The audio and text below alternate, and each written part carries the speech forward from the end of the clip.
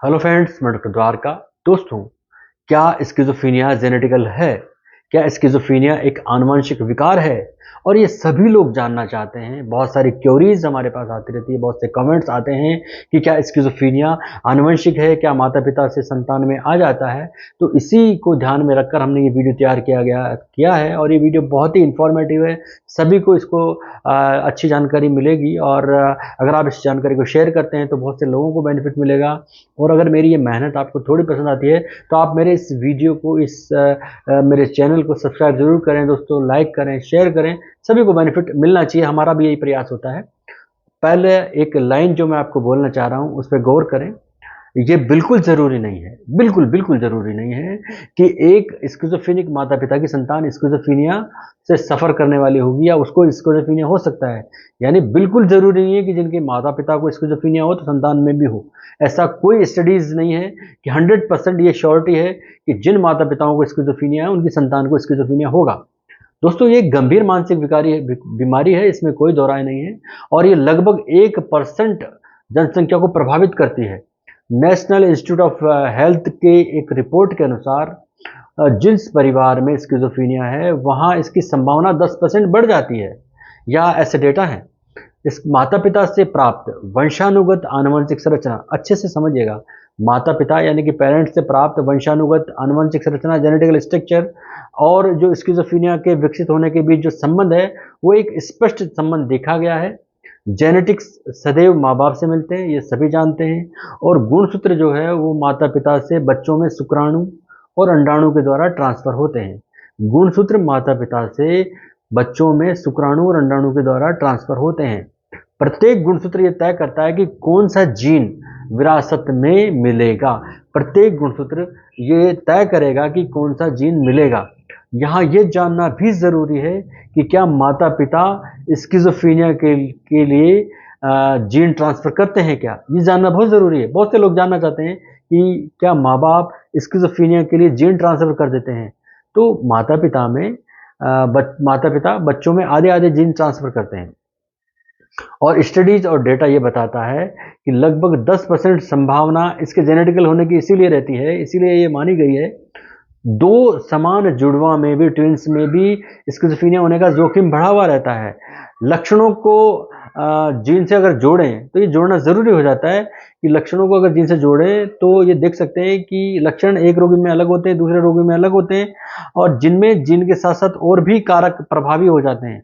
अगर हम ये देखें कि एक लक्षण एक रोगी में अलग है, दूसरे में अलग है, तो उसमें और भी कारक प्रभावी होते हैं। वैज्ञानिक ये मानते हैं कि गर्भ में जब बच्चा होता है तो उसमें संक्रमण या बचपन में जो तनाव होता है उसका वो जो है वो स्थितियाँ जो है वो परिणाम को प्रभावित करती हैं। यदि स्किज़ोफ्रेनिया माता-पिता है तो बच्चा अगर फिर उपेक्षित रख दिया जाए, जिन माँ-बाप को स्किज़ोफ्रेनिया है, उनके बच्चे को उपेक्षित रख दिया जाए तो वो उदासीन हो सकता है, वो किसी भी कार्य में इंटरेस्ट नहीं रखेगा और वो अधिकांश समय बिस्तर पर ही बिता देगा। लेकिन जिन माता-पिता को स्किज़ोफ्रेनिया है और जिसके बच्चे की उपेक्षा नहीं की जाए, जिनके बच्चे की उपेक्षा नहीं की जाए, तो हो सकता है वो आवाज़ें सुनने की उसको सिम्पटम हो या लक्षण हो या कोई और सिम्पटम उसमें हो, पर वो उदासीन नहीं हो सकता। ये ध्यान रखिएगा आप।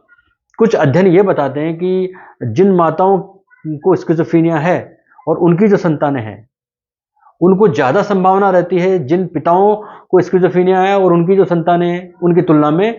मतलब माता अगर स्किज़ोफ्रेनिया से सफ़र कर रही है, तो उसकी संतानों में ज़्यादा देखा गया है, ये ज़्यादा जानकारी डेटा के रूप में देखी गई है। खतरा भी अधिक रहता है। याद रखिए, जीन जो है वो एक शरीर का खाका है। हमारे जो जीन होते हैं वो एक बॉडी का, क्योंकि जीन आनुवंशिक स्ट्रक्चर है, तो एक खाका है। यदि इसमें कोई बदलाव होगा, कोई भी बदलाव होता है, तो बीमारियों के होने के चांसेस बढ़ जाते हैं। यदि माता-पिता दोनों स्किज़ोफ्रेनिया है, फिर याद रखिएगा, यदि माता-पिता दोनों स्किज़ोफ्रेनिया है, तो संतान में स्किज़ोफ्रेनिया होने की संभावना 40% तक बढ़ जाती है। इसलिए ये बहुत ध्यान रखना चाहिए, जब माता-पिता दोनों स्किज़ोफ्रेनिक हो, तो ये अगर वो फैमिली प्लानिंग कर रहे हैं, तो फिर वो साइकियाट्रिस्ट और गायनोलॉजिस्ट की देख-रेख में ही ये प्लानिंग करें। अगर वो मना करते हैं, तो फिर सोच समझ के डिसीज़न लें। स्किज़ोफ्रेनिया के होने में जीन की भूमिका बहुत महत्वपूर्ण होती है। उनमें किसी भी परिवर्तन में, अगर उनमें जीन में कोई परिवर्तन होता है तो वो स्किज़ोफ्रेनिया का कारण बन सकता है। अभी डॉक्टर भी निश्चित नहीं है, वैज्ञानिक भी निश्चित नहीं है, निश्चिंत नहीं है कि आनुवंशिक परिवर्तन कैसे, यानी इतनी रिसर्च हो रही है, इतनी लोग चर्चा कर रहे हैं, रिसर्च हो रही है, स्टडीज हो रही है, उसके बाद भी वैज्ञानिक और जो डॉक्टर्स है वो निश्चिंत नहीं है कि आनुवंशिक परिवर्तन होना कैसे स्किज़ोफ्रेनिया का कारण बन जाता है। तो बहुत सारे स्टडीज़ में ये देखा कि स्किज़ोफ्रेनिया जो है अगर जिन पे है, जिनके साथ है, तो उनके जीन में संभावना ज़्यादा देखी गई है। बहुत सारी स्टडीज़ में डेटा जब इकट्ठा प्राप्त हुआ तो देखा गया कि जिनको स्किज़ोफ्रेनिया था उनके जीन में भी जीन में होने की संभावना अधिक देखी गई। तो सच्चाई ये है, अब आप इस लाइन पे दिमाग कॉन्संट्रेट करें, सच्चाई ये है कि स्किज़ोफ्रेनिया आनुवंशिक रूप से प्रभावित होता है, आनुवंशिक रूप से प्रभावित होता है। सीधे-सीधे विरासत में नहीं मिलता। यानी कि ऐसा कोई जीन नहीं है जिसपे जो सीधे-सीधे इसका ज़िम्मेदार हो। आनुवंशिक रूप से ऐसा कोई जीन नहीं है जिसकी वजह से स्किज़ोफ्रेनिया होता हो।